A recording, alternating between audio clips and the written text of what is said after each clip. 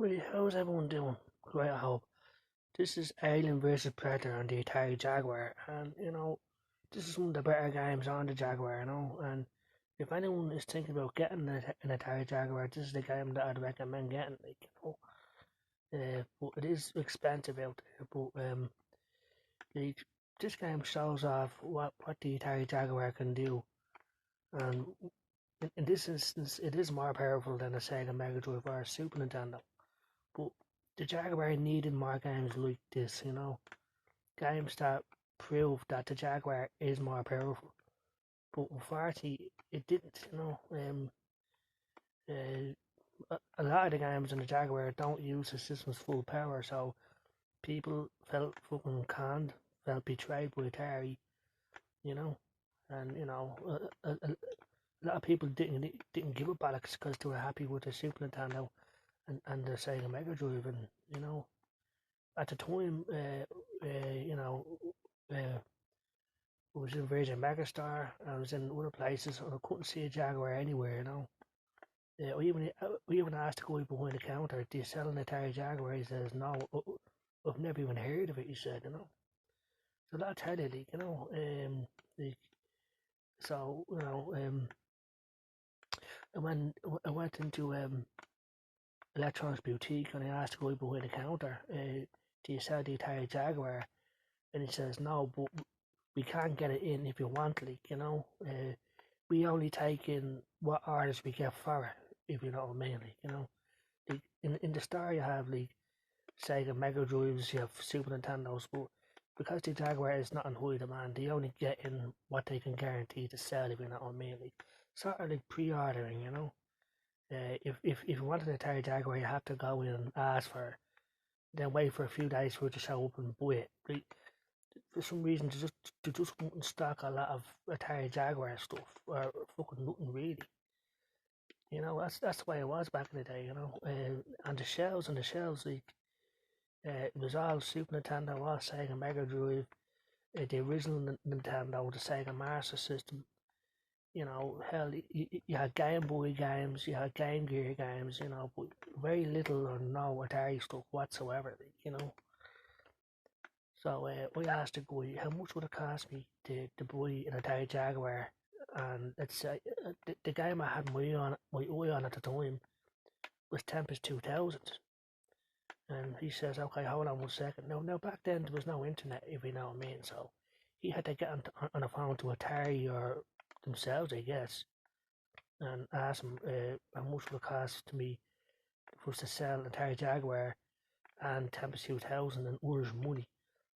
He was on the phone for a while, and then he comes back to me. He says 280 quid for an Atari Jaguar with one controller and Tempest 2000. So I just said, no, no, thank you. And I'm pretty sure that every other person said, no, thank you, I don't want it. I mean, just too expensive, and it was a risk because, like I said, back then you had no idea if it was going to be any good or not because there was no internet, there was no YouTube. You just had to hope that it was fucking awesome. And the thing about video games back in the day, most of the time it was word of mouth, if you heard from someone else that it was fucking awesome and they actually have it, like in school, for example, when I was in school, people would bring in their games, like on the Game Boy or Sega Mega Drive, and we swap our games. That's how we got to learn about these games, because there was no internet. And the magazines didn't come out till like every Saturday, so from Monday to Friday, there'd be no magazine, there'd be no Sega magazine, or with Nintendo, we had Nintendo Power, but we've never seen an Atari magazine. Now, people say to me that there were Atari magazines back in the day, but we never seen one. So, so it was all word of mouth back then, and and I repeat, nobody ever said an Atari Jaguar or these are the games that you should get. Nobody, you know, because no one heard about it or no one cared about it. That's just the way it was. So, so it's no wonder why the Atari Jaguar failed. Like, it just didn't have a chance. Like Nintendo and Sega had third-party developers on lockdown, and they wouldn't. They made them sort of contract saying, "Look, don't make it for any other system." So because of that, very little third parties apart for the Atari Jaguar exists, like, you know. Like, Virgin Interactive published this game, and they're the only ones that I know of that are actually third party. The rest of the games are made by Atari themselves, like, you know. Unless I'm mistaken, but like I haven't seen any Capcom games, I haven't seen any Konami games, I haven't seen any EA games. So it's just pretty much Atari's own stuff and fucking Virgin Interactive as the main ones. Now there's a lot of Mickey Mouse independent developers, but they're not fucking to be taken seriously. But like, so the Atari Jaguar just got the bottom of the barrel fucking games, like, you know. But like I said, there are a handful of good games on the Jaguar, like this, like Alien vs Predator, that actually show off that it is more powerful. But it's just not enough. You know what I mean? Not enough. And no one was willing to pay fucking 300 or 280. Well, it wasn't anyway. I'm sure pretty much everyone else wasn't either. You know. So like this game, it's good now, but it is confusing trying to figure out where to go. As you can see, like, you know, because everything looks the fucking same. But the great thing about this game is that you can choose between the Marine, which is the one I'm using right now, the Alien or the Predator. But playing as the Alien or the Predator is insanely hard because at least with the Marine you have the guns and stuff, so you can attack enemies from a distance. But it's the Alien, you have no weapons, and you can only against tons of Marines with machine guns and shotguns. Now the Predator is okay because he's got the shoulder cannon, but that's about it. Most of the time he's just clawing away at enemies like the Alien. So my advice is, if you want to have any sort of chance in this game, pick the Marine because he has weapons and stuff. But it's pretty cool, this game. It's pretty the graphics are good for the time, like, you know. And see, there's the island there, you know. So you just and don't step on the blood, you know. And so yeah, you know. Yeah, so it's a shame that the Atari Jaguar was a failure, but like, you know, Atari pretty much dug their own grave, you know, with this system, by making it too complicated to program for. You know, that was the first no, and making it really expensive and just not fucking investing enough in their own console, you know.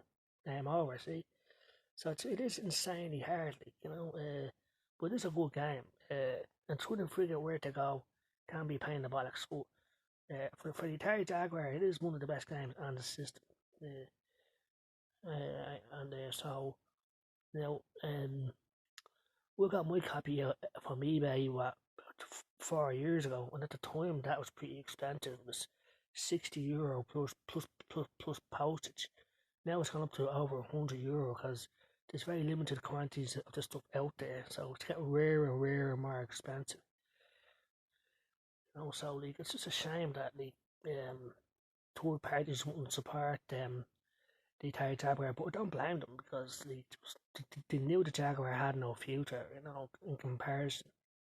You know, because no one had it, no one was interested. So Atari just did a poor job with this system.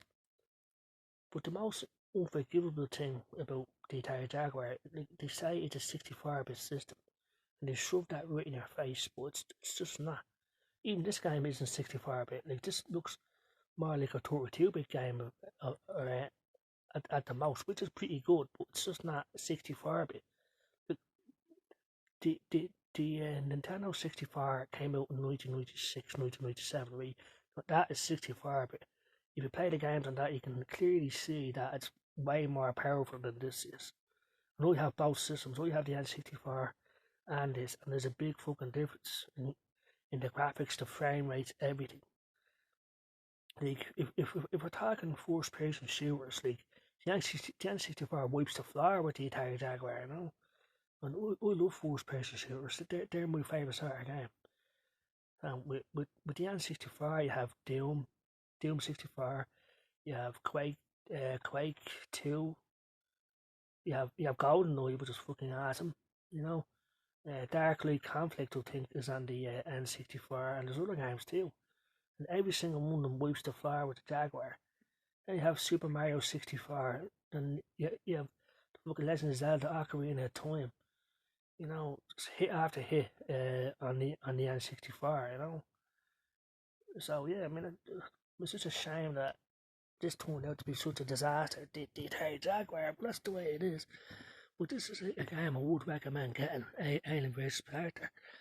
But it's not cheap, and you know, it's just you have to fucking like it to buy it. I did, so that's what I did.